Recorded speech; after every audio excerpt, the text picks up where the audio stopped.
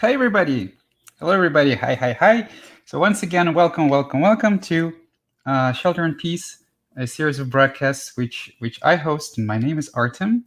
I have a website, and I've been doing this broadcast since we've been on quarantine. I'm a spiritual teacher, and I have my own website. I have my own teaching. I have my students. So people come here, and we discuss the different challenges and moments on the spiritual path, their progression, or people share. So please come. I will be your host. I would love to speak to you, whoever you are, wherever you come from, whatever your background is. It doesn't matter at all.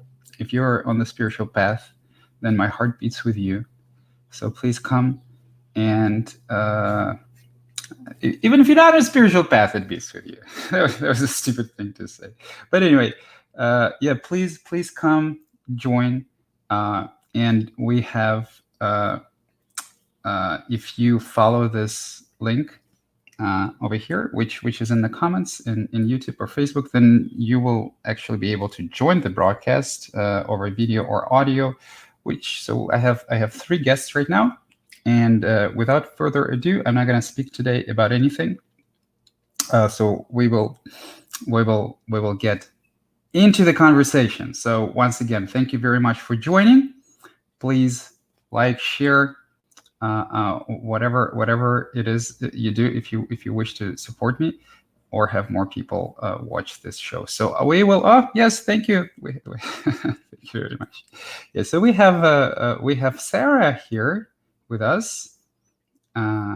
David with us is in the comment. David sends his love. Hi, David. Sarah is with us live. Anton is also here, and Alejandro, and they are waiting in the waiting room. Hi, Hi. Sarah. Hi, how's it going? How have you been? Really good.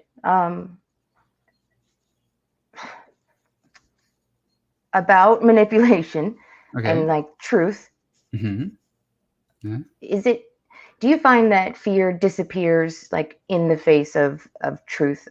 Like a right now, like what's happening right now? Does fear just, is it just gone and at that point? Because it seems like it might be. It seems like you can't be afraid if you're looking like right at it. Yes. So you're starting to see that, right? Right. Yes. Yeah. You're starting to see that. Moving forward, like Yes. there's Yes. a if I think forward, I'm immediately thinking I don't want to face it. But Yes. why am I thinking forward? That's not now. Yes. That's, we'll get there. It's not Yes. happening yet. That's Thank you, by the exactly way. right. That's exactly right. That's exactly right. This is brilliant. This is brilliant, my dear Sarah. This is wonderful that you have started to see it. You have started to approach the core of the issue, and and so fear is actually not part of reality. Right. You see, uh, pain is like physical pain. Right. Adrenaline is right. So kind of the bodily reaction to danger, like if Right. if I see a man with a weapon in front of me or somebody wants to beat me up, yes, of course I'm going to experience what you could call fear, of course, right, of course, right. So my heart would pump, and there would be a flight, fight or flight. I would kind of, but I would not experience this psychic fear, this panic. Right. Because the interesting part, the interesting thing about fear is always about something that didn't happen. Yeah. That is the paradox of fear. That's the biggest paradox of fear, is that you cannot be afraid of something that happened. Because you know. Right, because it's already happened. Right. Right. You can be Yeah. sad about it. You can be desperate about it. You can cry about it. You can hate it, If you're not afraid of it. but you cannot be afraid of it. Right. If you broke your arm, you cannot be afraid of breaking your arm, Right. right? If you lost your job, you cannot be afraid of losing your job. So fear is always when we have a situation, right? And we start fantasizing about what it could be, where it will go, where it will be in the future. And Mm-hmm. temporarily in our fantasies, we get lost in them temporarily. We identify with it. We believe the imagined scenario for a second. Yeah. We believe Or, as if it's 30 happening right years. now, as if it's Right. happening right now. Yes, and what we experiencing when this is happening, when we believe a very bad scenario, and we believe that like we're gonna die or whatever, like when we're experiencing when we experience these bodily sensations that arise from this strange mind's activity, we call it fear. Right. And of course, there's also confusion with kind of because we also experience a lot of that in really dangerous situations. So we tend to confuse Sure. the kind of natural fear and egoic fear, because not only when you're speaking to somebody like somebody you love, for example, or somebody that whose opinion matters to you, and you could be shaking, Right. which has absolutely it's just like why would you, right? Or but in the same way, like if somebody's chasing you, or if there's a dangerous situation, that the mind goes immediately, it starts picturing the images of your death, somebody's killing you, some like what's gonna happen. It starts because like you give the mind excuse, and it starts running into this fantasy mode. So we experience the same fear even as we run away from somebody with a knife. So we tend to confuse the fear, the irrational fear of the imagination of the mind, with the fear that is irrational response to a situation, right? So we tend to Oh, confuse. Yes, definitely. yes, yes, yes, yes, To the point of destroying like your own life. yes. Because Exactly, exactly, exactly. That is exactly right. Yes, yes, yes. So there are a lot of things that are parts of reality, but fear is not one of them, actually, which is strange, So fear basically is always about the future. Fear is always, you could say that fear is a one branch of an alternative future believed right. momentarily for a time, right? And that creates an experience. Yes, so it is wonderful. The trick is you can't get rid of it without allowing it, right? You can't kind of, because only in witnessing the mind you tend to get this insights, you see. So you have witnessed enough so that you started to have the suspicion. I'm starting to wonder if fear is actually real, but to get to that point, how much you Yeah. have learned about your own mind, right? with Yeah. with the technique of mindfulness, witnessing, meditation, allowing your pain and stuff like that, right? Meditation too. You kept saying it, and I was like, yeah, yeah. No, it makes a difference. Of course, of course, of course, So it makes a huge, of course, yes. And the rest of the path is kind of the same, right? So the more you allow it, the more you see that it's nothing but your own entertainment, you see. yeah, Yes, I appreciate you. Thank you for your persistence. you're you're welcome. Yeah, the persistence is yours. I'm just here. This is true. That's true. Okay, wonderful. All right, thank you, Sarah. Let's get to Anton. Hi, mate. How are Hi, you? hi, How's it hi. going? It's going fine. Uh, Is there anything you would like to add, share, express, or I if you want want to spend some to. time in silence, that's also fine. I just want to ask a question, and actually I wonder if there is any practical or technical way to fastest way to enlightenment.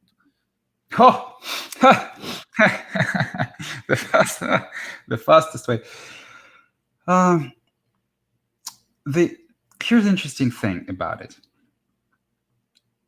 The funny thing about the way to enlightenment is that there are no faster way or slower way, because so the only you see the questions about like the fastest way, when you want to get to the you want to get to it faster, is actually also coming from ego, because ego is what wants everything fast. It wants everything now, right? Because when you find yourself thinking like, I want to be happy right now, damn it, that's also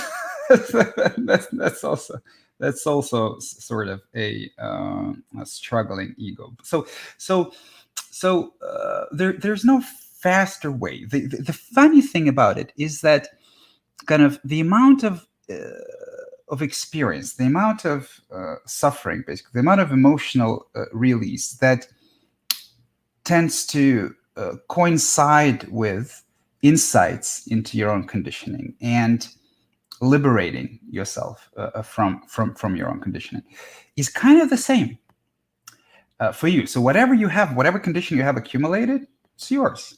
So there's no like way to, there's no way to go through it faster or slower, right? It's just that you can stand in one place for a very long time. You see, you can kind of keep dreaming in one place for a very long time, and then something else happens, and something else is uncovered, and you kind of you look deeper. But in general, it's kind of the same, and it's even very interesting. You can even observe it, like how people experience time on psychedelics, for example.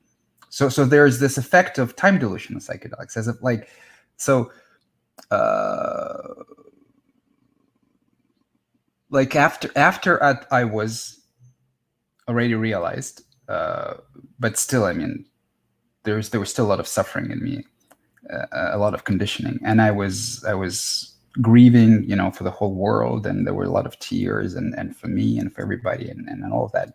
And I used to, like, I was always in a meditative state, and I meditated all the time, but I also used psychedelics to sort of make it faster, because I had an idea that it makes it faster, and it does in a way, but in a very peculiar way, because and there could be sort of like, for example, I could take like a standard moderate dose of LSD and do meditate with music and stuff, and the time would flow extremely slow, right? So it would appear that like in a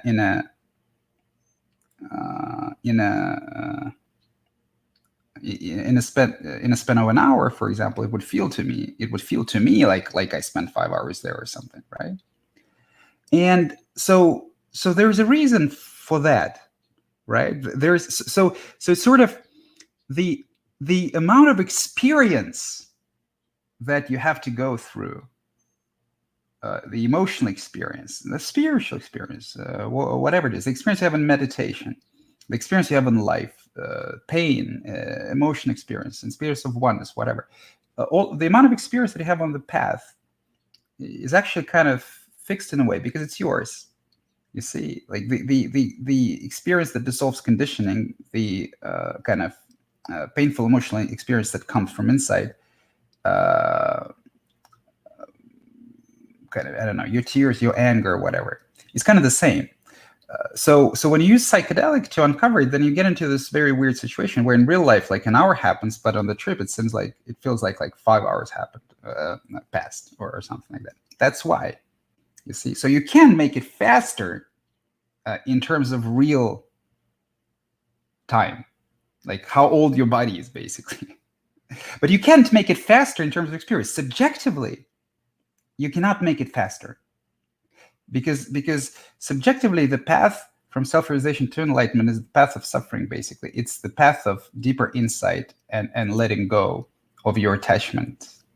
And all attachments are suffering, and all attachments create emotion. And sort of, so if you use psychedelics or if you use meditation, like if you meditate daily, for example, then for an hour or two, or like Osho, spend 3 years in silence twice, or something like that, then subjectively for you, it will still be long, because you can even have dreams that feel dreams, like night dreams, not meditation, but you can even feel dreams that feels like they last forever. You can get up one day, like you will get up in the morning and say, oh my God, I thought this night would never end, because it feels like this whole night was meditation and so much experience. You can even have that, like feels like this night lasted a month. So subjective perception of time depends on kind of how much experience you have. If you have a lot of experience, you have a lot of emotional experience or spiritual experience, whatever, hallucinations, whatever, then you will feel like time flows very slow, and time tends to slow down. And subjectively also time tends to slow down. So so so you can so you cannot really like speed it up. When you say speed it up, uh, the only way to interpret it properly is basically speed it up compared to what? Compared to your kind of physical age. So is there like ways to like have less conditioning while your body is younger? Yes, and those ways are called practice, right? Meditation, psychedelics, whatever. But is there a way to have less experience? No, no, no, no. And that's why even if some people after realization, even if they don't practice, but still with time, as time passes, 5 years, 10 years, then they tend to shed their conditioning slowly with time. So at some point of time, and this is also true, and they say about it, so at some point of time practice becomes effortless. But notice that even as you effortless practice, you still understand that there's some deepening. The journey continues. There's more suffering being uncovered, more conditioning being uncovered. The mind becomes more equanimous. Your well-being increase. So when they say practice becomes effortless, they still pronounce the word practice. So kind of there is a stage after which practice becomes impossible, right? Which isn't the same point where all deliberate practice becomes impossible. I mean, most people confuse it, right? So most people confuse the point where all deliberate practice becomes impossible with where all practice becomes impossible. And so they start saying, well, why would I meditate? I always meditate. Like meditation does nothing to me. And then as I start going deeper into their experience, invariably it comes up, if they aren't scared enough to really be open about it, that when they say meditation does nothing to me, they mean I am awareness and meditation does nothing to awareness. Well, duh, nothing can do anything to awareness, right? But in their experience, to the character, meditation does a lot of things. And I'm like, well, it's a nice trick, to say at this stage meditation does nothing to me because I am awareness. But let's be honest, right? So there's a point where meditation. There's a point where kind of deliberate practice becomes impossible, but effortless practice still continues. But most people, they would say that they are at this point where they're actually not, and deliberate forms of practice, like such as meditation, whatever, would still be very, very useful for them, and uncover a lot of things that they just don't want to meditate because they don't want to see more and feel more and cry more, and so they stagnate, and they say meditation does nothing to me because they identify with awareness. And then some people would even say that psychedelics do nothing to them, and again, they would mean their consciousness. Most of the time, that's what they mean when they say it. Most of the time. So it's like, yes. So awareness. I mean, nothing. Like awareness doesn't need any practice, right? You can't investigate it. You can't do anything about it. You like, that's what you are. Kind of. I would say the character needs practice, but the character isn't real. So it's kind of a paradox to say that, right? So the practice is basically the continuate dissolution of the character, right?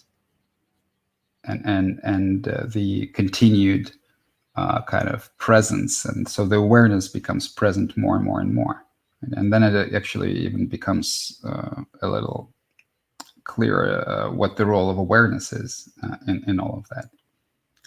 So kind of, I don't need to practice, everything happens exactly as it should, is true. but in the majority of cases, it's also used as an egoic defense from further pain of surrender dissolution. Yes. So does this make sense? Yeah. Okay. Thank you. You bet. Wonderful. Thank you very much, Anton.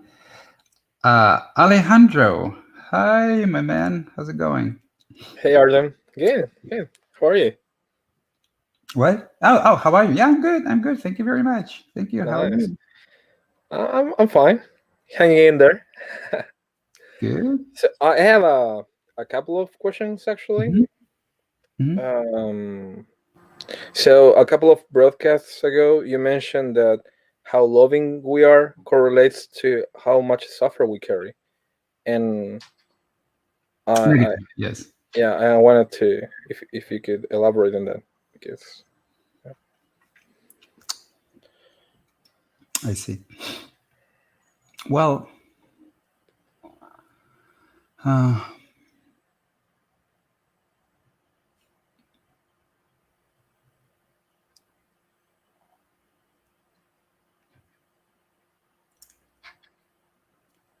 so you see, here's the thing. What we are taught, what we are told to call love, isn't really love. So what we are taught to see as loving, oftentimes really isn't. So the authentic true love is also absolutely selfish. See, because I can give you only as much love as I have for myself. If I do something for you, that's because I want to. If I do something for you because I expect something from you, then my giving to you isn't genuine. It becomes transactional. And when I don't get, for example, something that you want from me, that I wanted from you in return, then I will get angry at you or I will resent you for it. So I kind of tricked you. I was trying, by giving you something, I was trying to manipulate you into giving me something back. Right? And I will hate you for it. So the authentic giving never asks for anything in return. So authentic love is very, very different from how we perceive, how we even think about love. So from the egoic perspective, it's not even possible to imagine authentic love. That's why I oftentimes speak that the only moment when you kind of really realized what true love is actually the moment when you had an exposure into it, is actually the moment when you fall in love. So there's the paradox of it, right? Because people say, well, no. Well, fall in love is just infatuation. The real love is later. Well, yes, but the whole reason the real life love is later is because ego starts to kind of uh, rebel against love again, right? But what happens when you are truly in love? When you are like this first period, right? So there's the infatuation, there's the obsession, which is the opposite of authentic love. That's absolutely good. But let's put it aside for a second, just for a second. But what about your relationship between yourself and another person, right? So you see no wrong in them. They could do anything, you still love them, you know? And and and and and they could hurt you too, because you kind of become very sensitive, you know? You kind of it is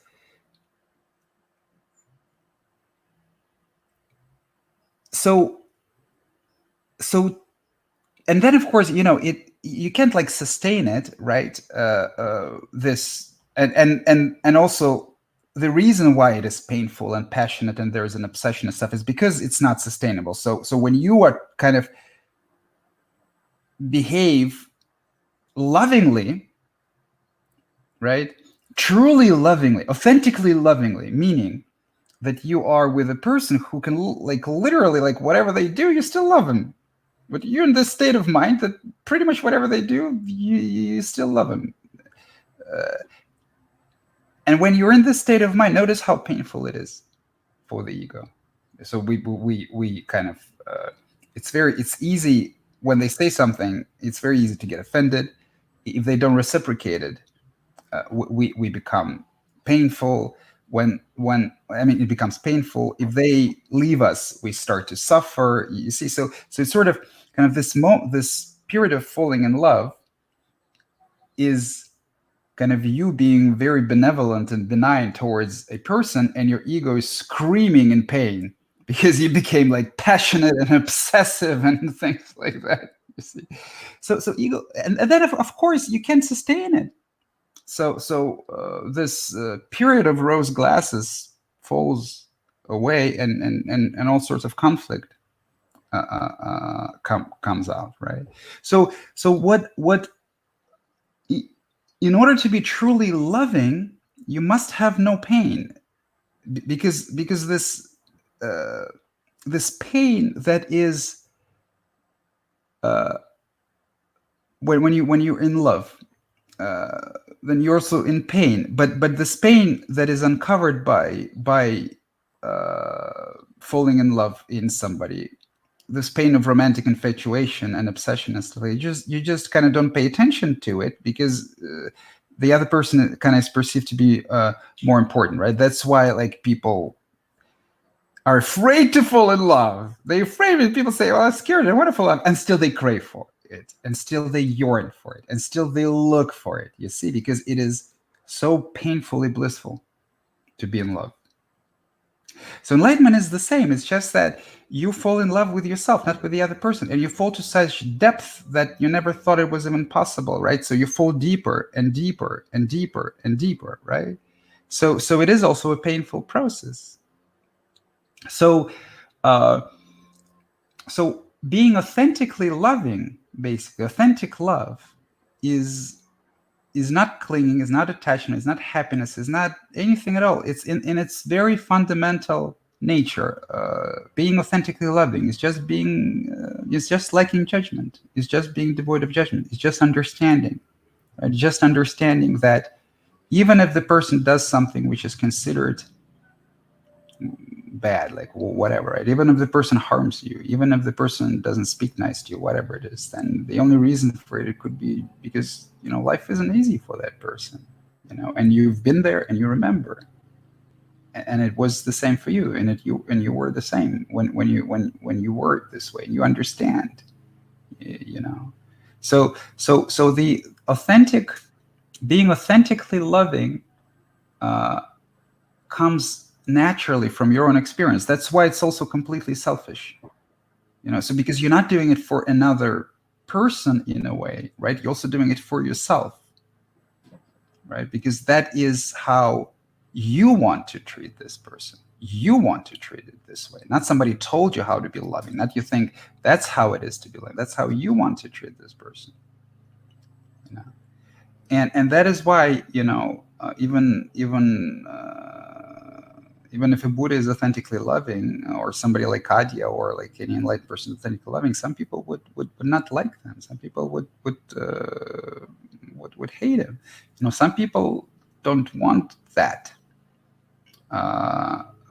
So it can be really difficult to actually be exposed to that, because we are kind of so reactive to be exposed to this kind of a cold love. Somebody who at the same time wants what's best for you, but completely unaffected by all your drama, doesn't give two fucks about it. It can be a weird experience because we're not used to it in our kind of own life. They usually comes together. So if somebody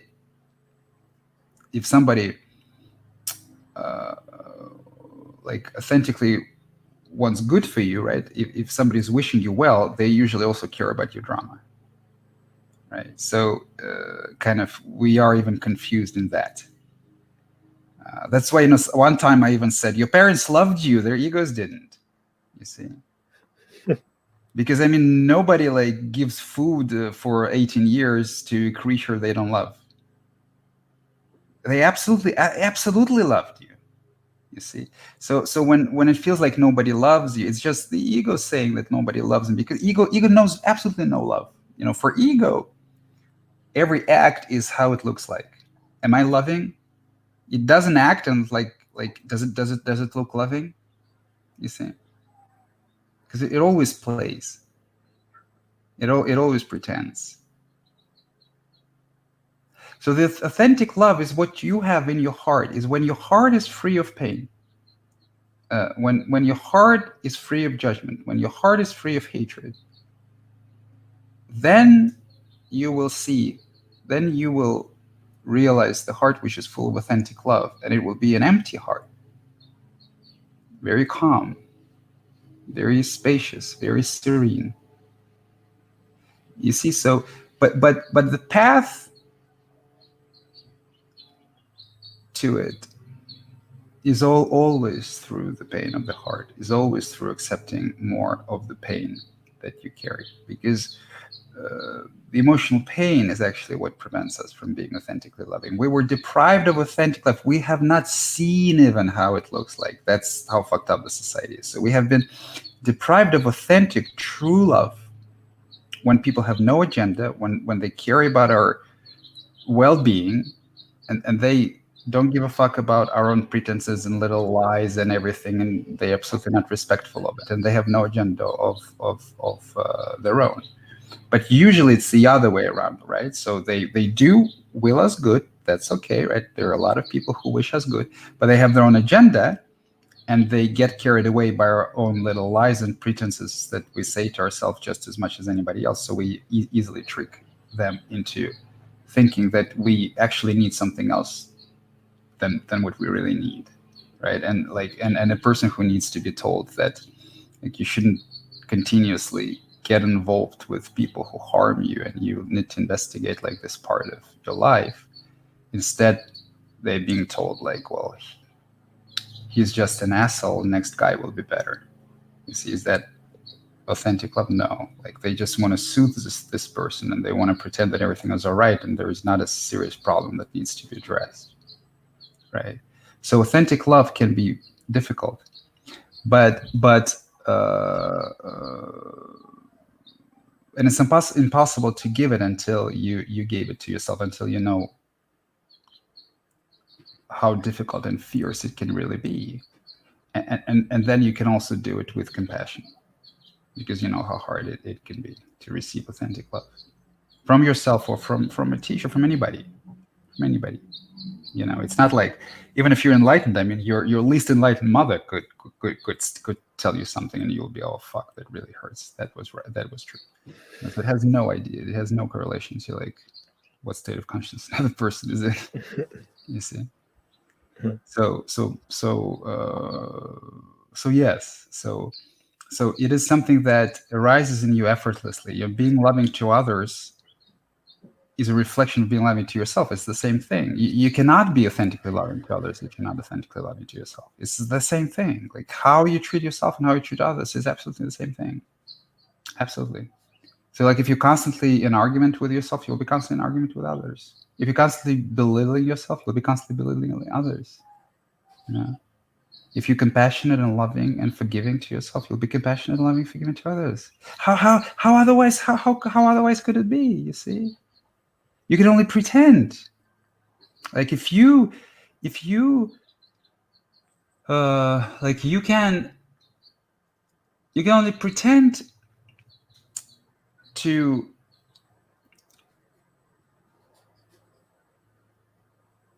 put yourself very high above others and treat yourself well and treat others poorly, but it's always a game, because in order for you to justify treating others poorly, you have to come up with a rationale. You have to come up with with a justification about why, because it's not natural. It's not natural. So you have to, like, they're Jews, whatever. losers, whatever, right? Which means, that should you find yourself in the same situation in life, you would hate yourself so much, right? And life can give that to you. I mean, it doesn't ask. I mean, it can put you in a place like that, and then so much self-hatred would come. It cannot not come if you have been hating other people for years for their circumstance, right? So it's always a pretense. Like there's a strict equivalence between how loving you can be to yourself and how loving you can be to others. And if you're hateful to others, then deep down inside you're very hateful to yourself, even if on the level of consciousness all you can hear is your voice telling you how great you are. But that's actually very rare. That's like pathology. That's like narcissistic pathology. Usually people who are outwardly, like, if you can observe that they are arrogant and they think they're God's gift to humanity and everybody else is like worse than them, usually such people have a very harsh monologue with very harsh standards that they apply to themselves, about how they should be and stuff. So they're usually critical. It's just that in their monologue, at that moment in their life, they kind of winning, so they give themselves a, and if that's what they say, because they also need to maintain an image, but they're constantly like, if you set very hard standards, even if you yourself meet them, but you set them for everybody, you're still cruel. You see, so Yeah. so it is. So authentic. So being authentically loving is not something that you can even focus on. It's not something that you can even develop. It comes naturally from your own love and compassion to yourself, from your own acceptance of yourself, from your own seeing of your own abuse and trauma that you suffered, and your own cruelty and your own abuse that you have perpetrated. So as you forgive other people, as you forgive yourself, you become effortlessly more loving. It's an absolutely effortless thing, right? It's absolutely counterproductive to try and become more loving. Okay. Thank you. You bet. Is there anyone on the guest room? No, actually, Anton left. Anton, if you want, please come back. We have David Stein that says, "Hi guys, hi David. If you want me to speak on any topic or like discuss anything, please write a comment or something like this." Well, while they make their mind, I could ask. No, While they make their mind, I could ask you another thing.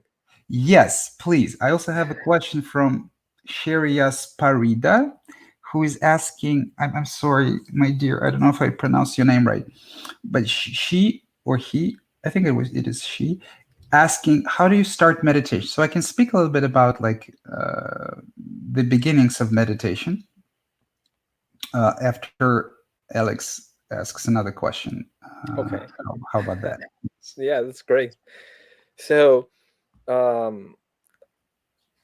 usually have like deja vus. Deja vu, Yeah, and they feel like some Real. sort of mystical experiences, and Yes. sometimes like way too much. They're Yes. like, oh shit, what's Yes. happening? Yes. Sorry, Yes. and I was wondering if you had a take on that. Of course, yes, lots of it. Lots of it. Okay. You see, Cool. because it doesn't even require explanations. You don't even have to explain it to yourself. Yes, but this is very natural, very normal. You see, because you see, on one hand, because it's so fun. I mean, you can philosophize about these things for so long. It's so interesting to see what's going on because you see, on one hand, the reality is always fresh, it's always new, and it's always sensually sublime. But the dreaming is always the same. It runs in circles. It has no meaning, no reason, and it's all kind of same old, same old. It's always about either your vanity or how miserable you are or how much of a victim you are or whatever it is. It's always same old, you see? So there is oftentimes like this situation that, I've been this before. I've been here before. I've done this before. Like I had many previous lives and whatnot. You see, because on some level, you have created everything. You have created all of it. You have created your own persona. You have created personas of other people. You have created your own behavior. You have created how you perceive behaviors of other people. You have created how you judge them, how you value them, how you build relationships with them. With them, you see. So all of this kind of all of this inner world is infinitely familiar because it is infinitely yours. You see, so this moment of I have a deja vu, or like this moment, even the moments of oh my god, I'm looking at myself really right now, are absolutely normal, and they can be very overwhelming, even scary, disorienting. And the best thing I can do is that when it comes, like to really try to embrace it, like kind of, let go of the brakes and like really let loose. And like whatever I'm gonna find out, I'm ready. You see, just like, oof. So try to kind of like not resist it, but resistance comes automatically, right? So because when you feel like some weirdness coming up, you usually like, I don't want that. Right? Oh, they actually feel really fun. It's just Oh, great then. they also feel so like mystical, if Yeah. for lack of a better word, Yes. Yeah. So they are kind of always. So what you notice is that even though they are temporary, right? So there is some insight in when regards to like the past you, basically the you that you are slowly letting go of, right? There is usually some insight. At least it was my experience, and maybe kind of it correlates, right? So it could be the next day or 2 days. So, but like the amount of these experiences and some sort of, did you notice any correlation in a way, right, that you might have some mystical spiritual experience that lasts some time, and then next day or 2 days after, or like somewhere around this time, there's also some deeper seeing into your own psyche. In one of them, I felt that, like, I remember having this thought: I'm doing something well. Mhm. That was it. It was like I didn't over analyze it, but I had this thought that I was doing something well when that deja vu came. And yeah, I don't know. So I see. Well, you're that doing was pretty much everything well. You're doing everything perfect. I mean, you're doing this is yes, you're doing something well. Yes, for sure. it. Cool. Thank you, Artem. And it felt profound, beautiful, wonderful. Yes, Thank you. yes, yeah. So maybe I'm sort of because sometimes I'm too talkative and I tend to sort of uh, kind of get excited about like people making their own realizations. So maybe I didn't really like understand very well what you meant, but in any way, in any event. So those kind of profound mystical experiences actually is how unfolding happens. It's just that there is always the reason I sort of put it together with insights is that the reality is profound. The psychological dreaming of the ego is all imagined. So, but it is still unknown because we forget. We kind of create ourselves and we totally forget that we use it. So, I mean, yes, that we did. I mean, so the kind of the experience of profundity, the experiences that are profound and mystical and stuff like that, they usually come sort of hand in hand, side with some realizations of personal nature. You see, because it's kind of it's the other side. So you experience profundity when something falls is released a little bit, right? Yeah, So talking about. that's why I asked, like, is there like, do you? I mean, neither is more important.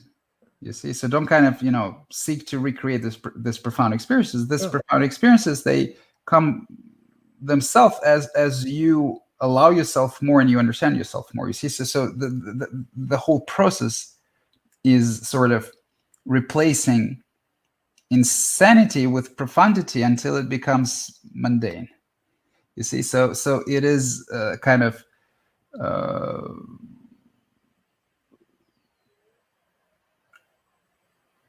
it's important to neither resist painful personal realizations and things of personal matter and your own personal suffering and experiences which oftentimes felt quite profound and universal because they are two sides of the same coin. They're two aspects of the same process. That is the point that I was trying to make. Okay. Makes sense? Does it make sense? It does. It does. Thank you. You bet. All right, Shay is here. Hi, Shay. Hi, Shay. How's it going? I'm all right. How are you? I'm good. Thank you. I got a little tummy ache for some reason. I'm sorry to hear about that. Yeah, it's unpleasant. I wonder if I can make it for another 50 seconds. I think I can. 15 minutes. 15. I think I can. Anyway, yeah, Shay, anything you wanted to? Yes, I wanted to face something with you because it's much more painful this way and more honest. So Yes, I've been hating your guts recently. You've been what? Oh, you've been hating me. That's wonderful. That's and great. it's like every characteristic of myself that I don't like, it's yours now. Yes, I have the biggest ego. It's My really ego has bad. everything. I mean, I'm a real you're judgmental. You practice favoritism. You think you're superior to everyone else. Oh yes, I'm much better than you. Yes, I can tell. Like It's definitely you. You are not at my feet. That's what you are. Yeah. You can also humiliate me too. Yes, I do that. You can do that. Yes, you're gonna be like, oh yes, Jay, yes. Yeah, and but I also noticed a couple of things, and one is that I have. Thank you. I enjoyed that too.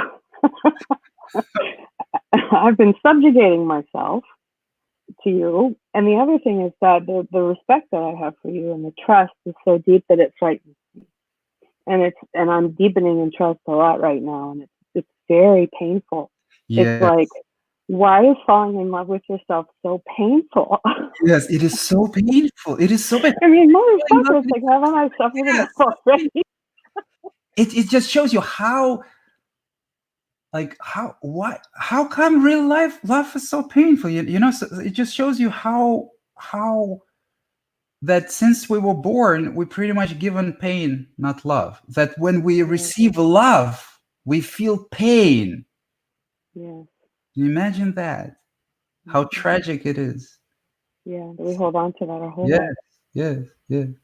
And your trust and love for me, and your trust in me, and your love for me is your own trust. Is it trust in yourself and your love for yourself? It's the same thing. The trust you feel for me is the trust you feel for your own nature, for your own being, to take you through this life. Yeah, that's very clear. Yes, absolutely. Yes. Anyway, so once I said, that's all I had. What? I said that's all I really had. Yeah, well, wonderful. A couple of years ago, I said, like, if you never hate me, I'm not doing my job. I remember when you said that, and I was like, I'm never gonna hate him. I love him too much. I see so many things in him that I want for myself. I'll never hate him. And then one day, I was like, I couldn't do anything that I felt I should do. And then all of a sudden that extended to all my feelings. And all of a sudden I had totally different feelings. And a lot of them were really shitty.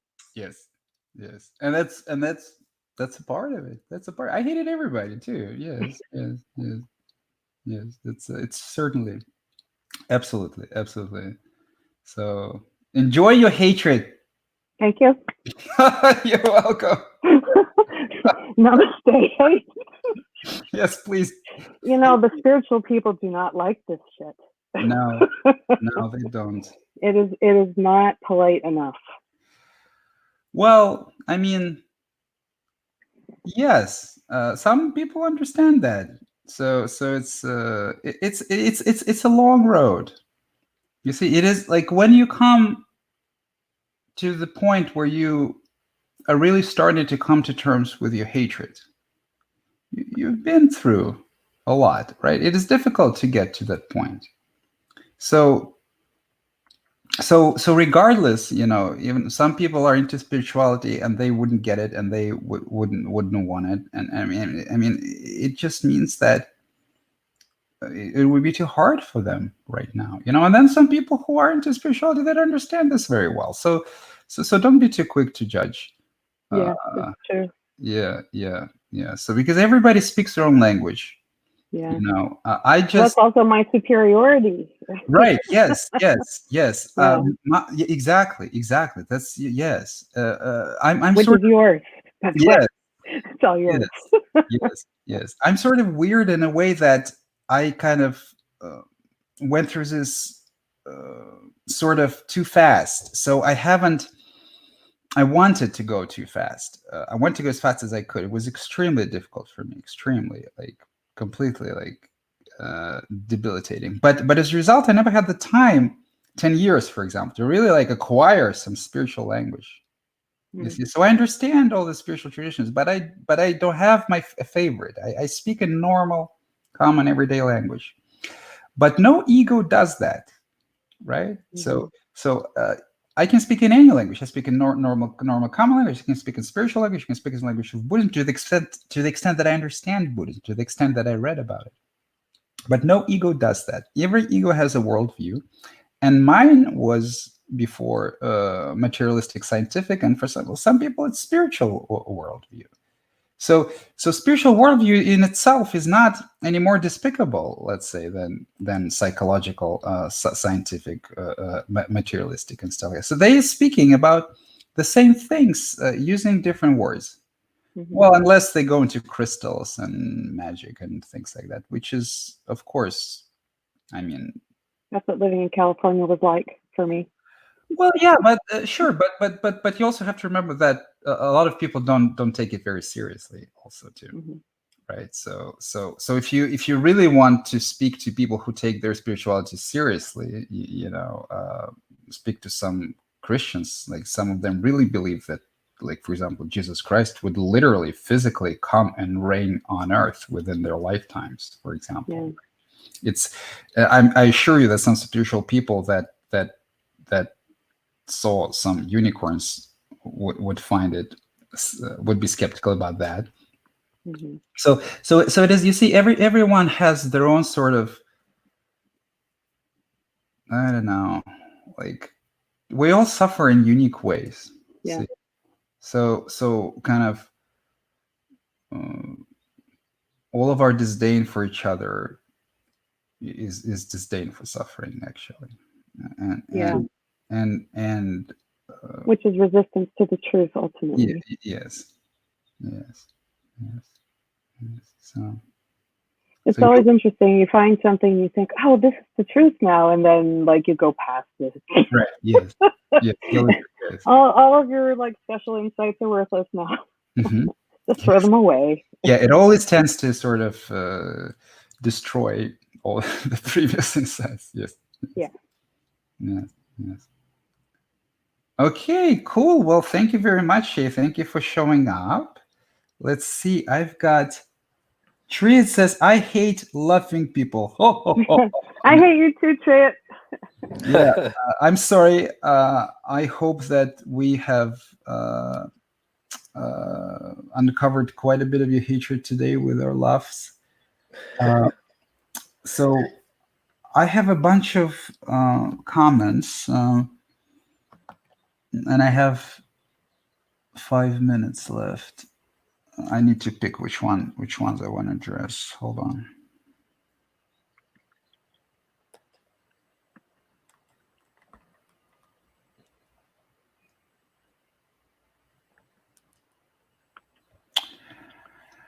Okay, so I'm gonna address. So there are two.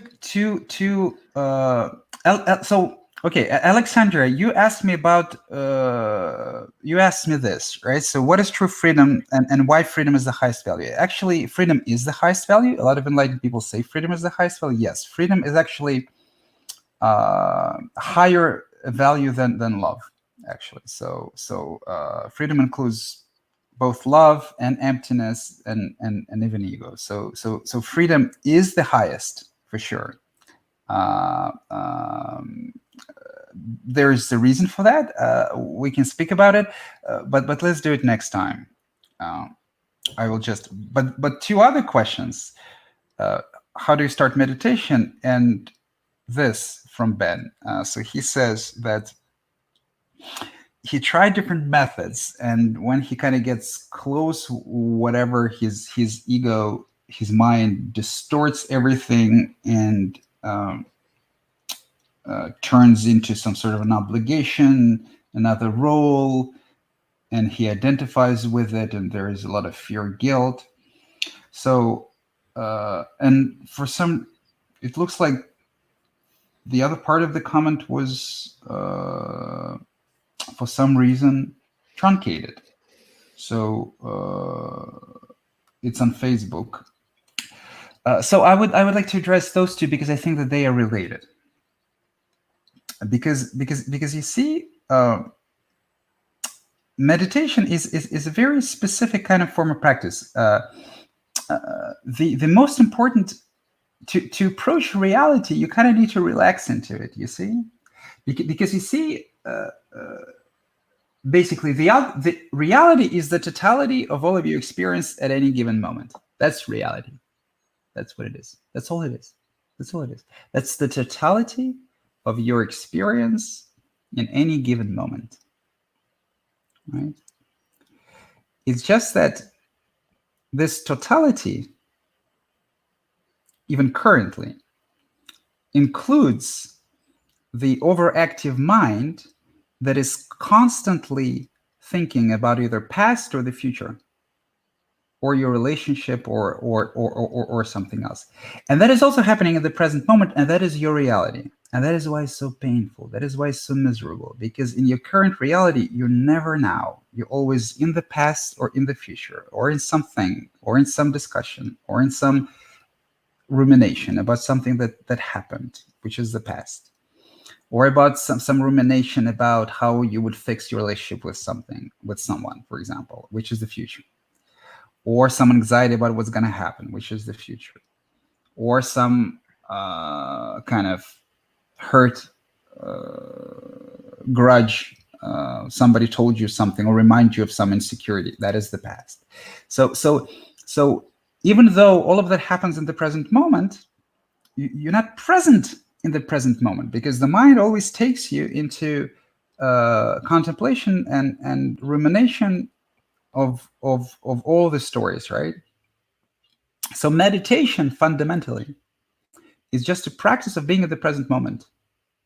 It's a practice of being in reality. It's a practice of actually approaching reality, right? So from this perspective, any goal, any kind of any goal that you set to meditation will be counterproductive. Meditation has absolutely no goal, right? Meditation is something that will show you, if you do it long enough, that you're in a constant war with reality. You're in a constant argument with it.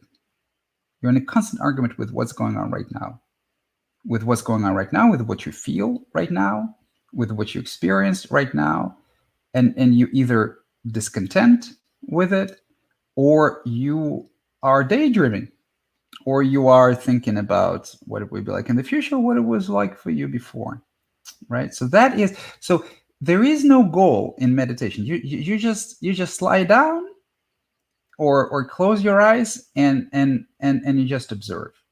So the problem is that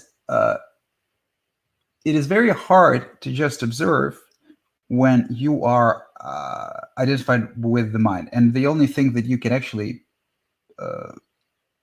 pay attention to is the constant train of thought. So that's why in the beginning, meditation usually involves some kind of anchor, right? Because we are so habituated by constantly placing most of our attention on the mind, on the thought, right? And initially, just to practice that, it's not the only way to be. Just to practice, just to understand that your attention is much more flexible than that.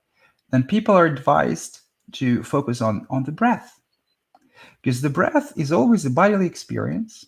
It's changing. You can actually feel how you breathe in, breathe out, and it is an experience. It's an ongoing bodily experience. It is always with you, always with you.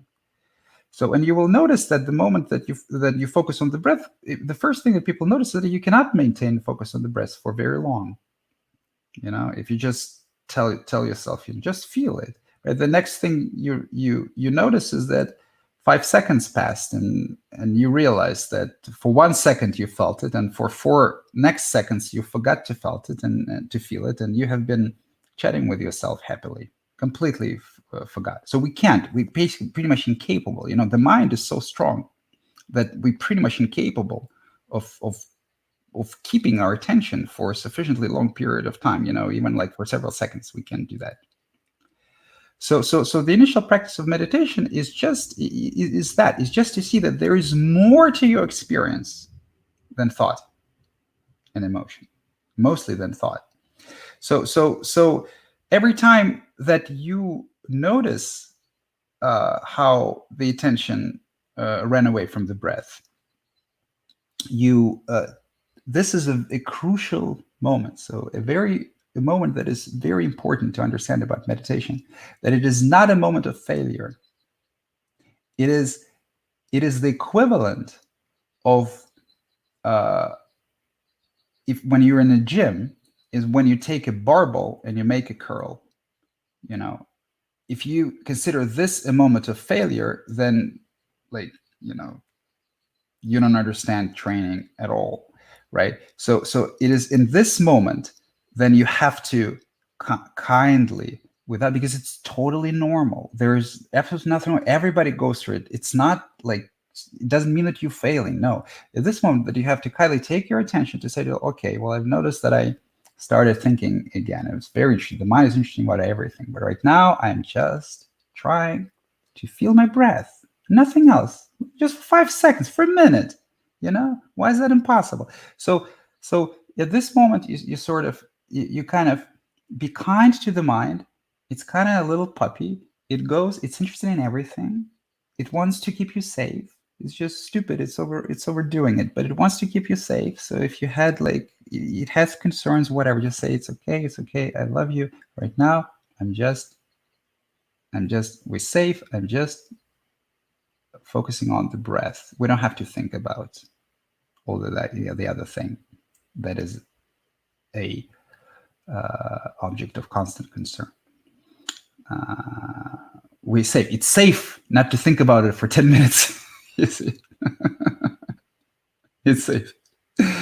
The mind doesn't think so. The mind thinks that the moment he stops thinking about all of your concerns, the world's gonna fall apart. All of your fears will materialize, and like the dinosaurs will roam the earth and eat everybody. So this is a very crucial moment. This is a moment when you show yourself that there are many things in your experience, not just thought. And when you are sufficiently sort of skilled at feeling other things than constantly running after your thought, you notice that there are, oh my God, so many things in your experience that you haven't paid attention before.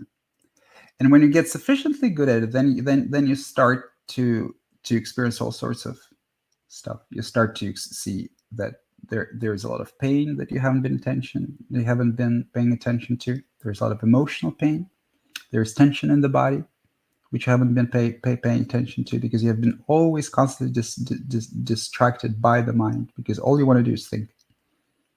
Next thought, next thought, next thought, next thought. And this thought creates emotion, and it sort of kind of tortures your body, because emotion is a different physical sensation in the body. A lot of them are very unpleasant, and you don't care about it. You still think.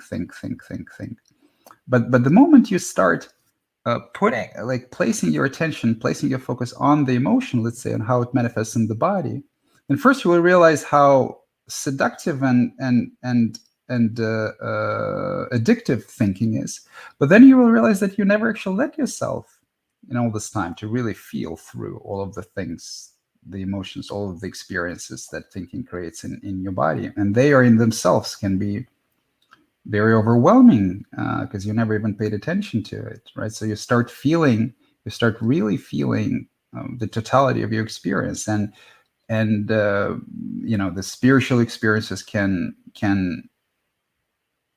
come up also. You see, so basically, the whole practice of meditation is a practice of openness to your experience. You see, because not only we are in our experience, not only we are so focused on thought, because we think, because we're scared, and we think that we constantly need to think about everything, but also because we don't want to. We are scared of feeling all the other things, because all the other things in our experience are oftentimes painful.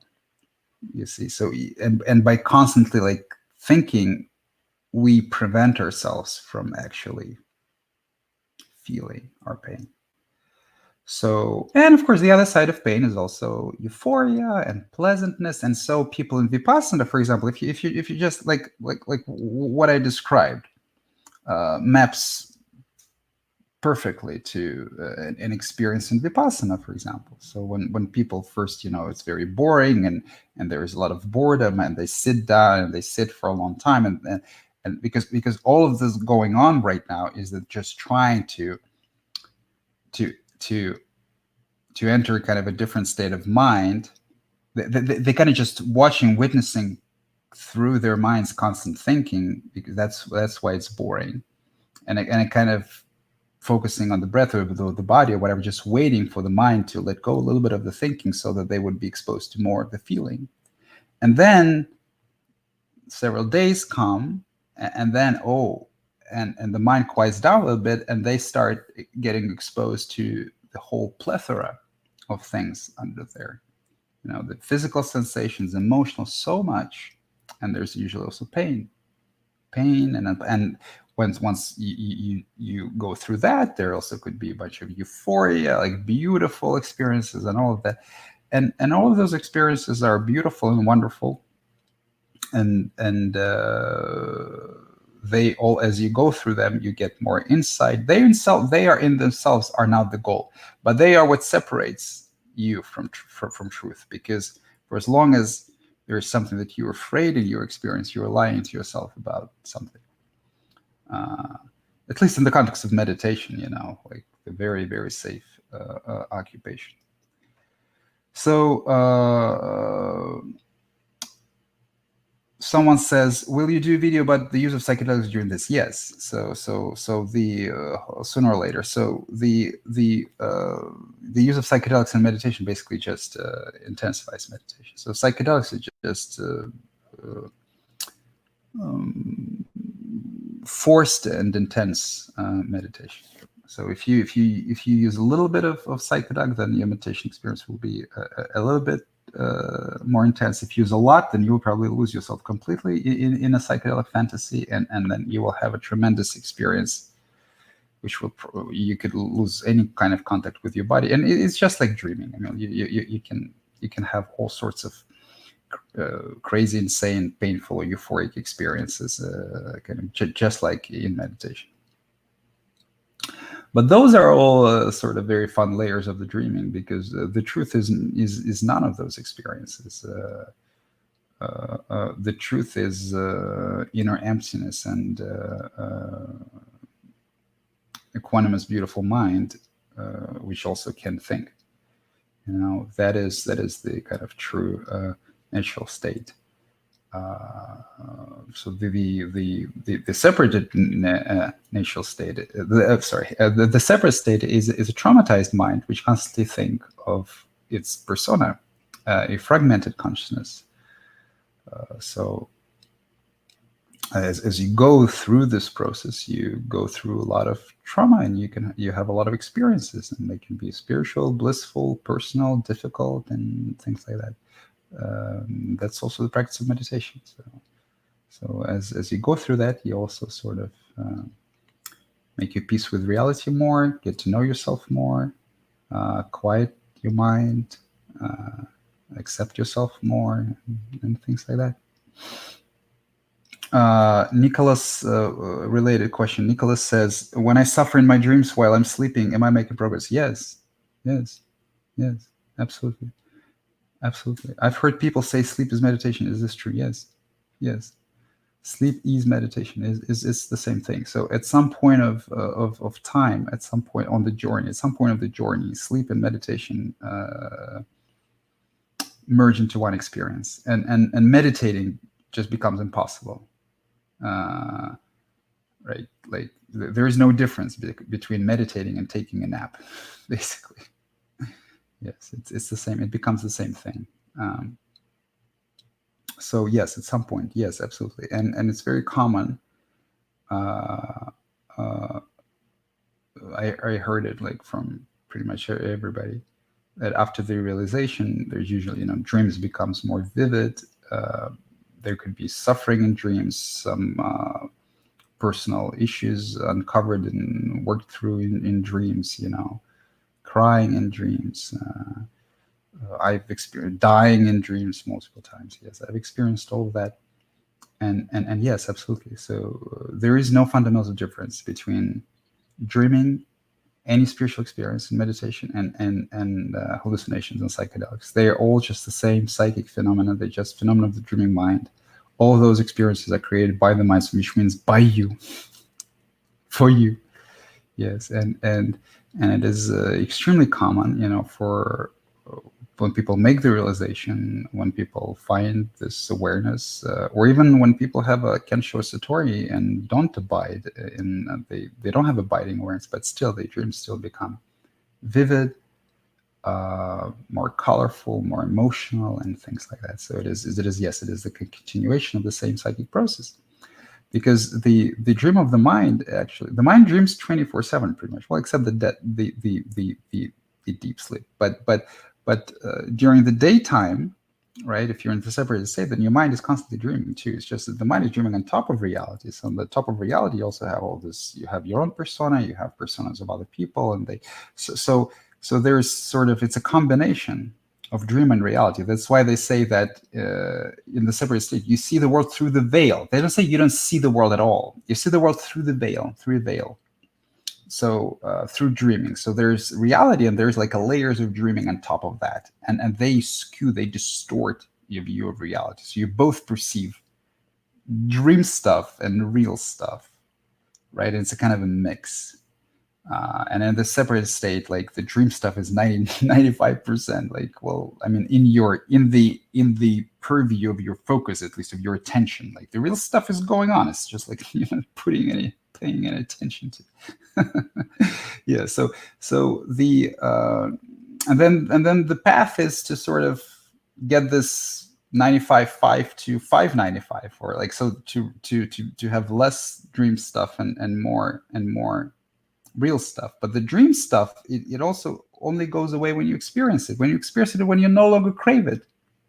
When you no longer crave, like when you closed all of your psychological loops with your parents, when you no longer crave humiliation or superiority, when you no longer crave anger, when you no longer crave disagreement, when you no longer crave being right or like being wrong, when you no longer crave insulting people or being insulted by people, when you no longer crave any experience, pretty much.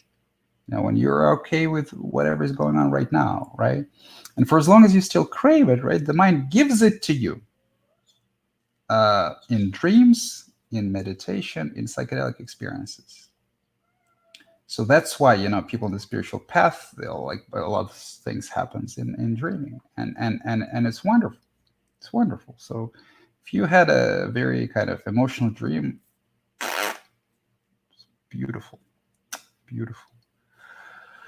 Okay, well, it's been an hour 15.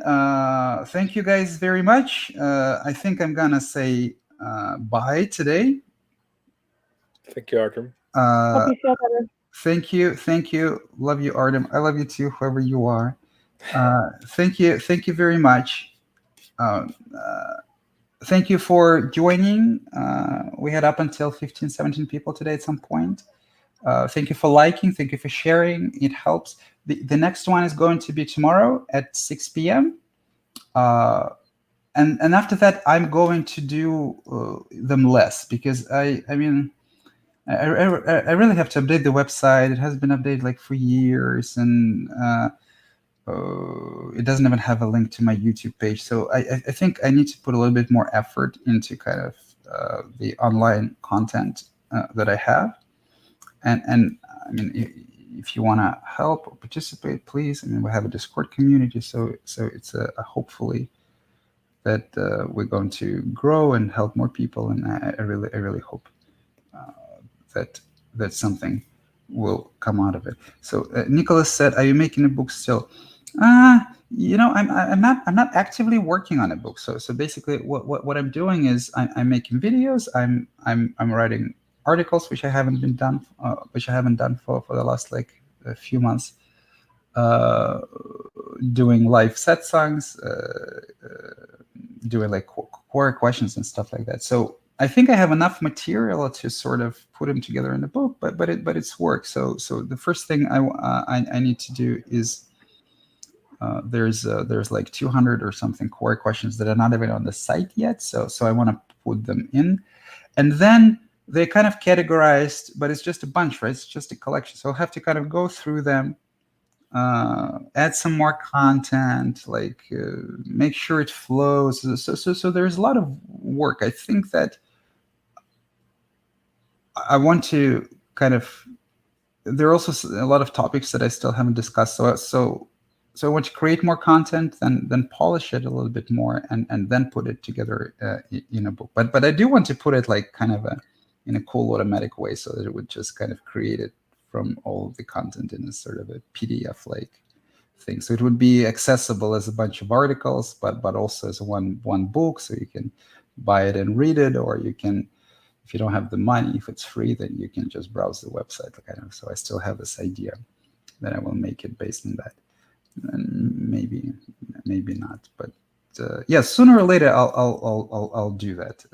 But for now, just follow me on Quora, join the broadcasts, Facebook, Twitter, Pinterest, Patreon, things like that. Every new thing I do, I put there.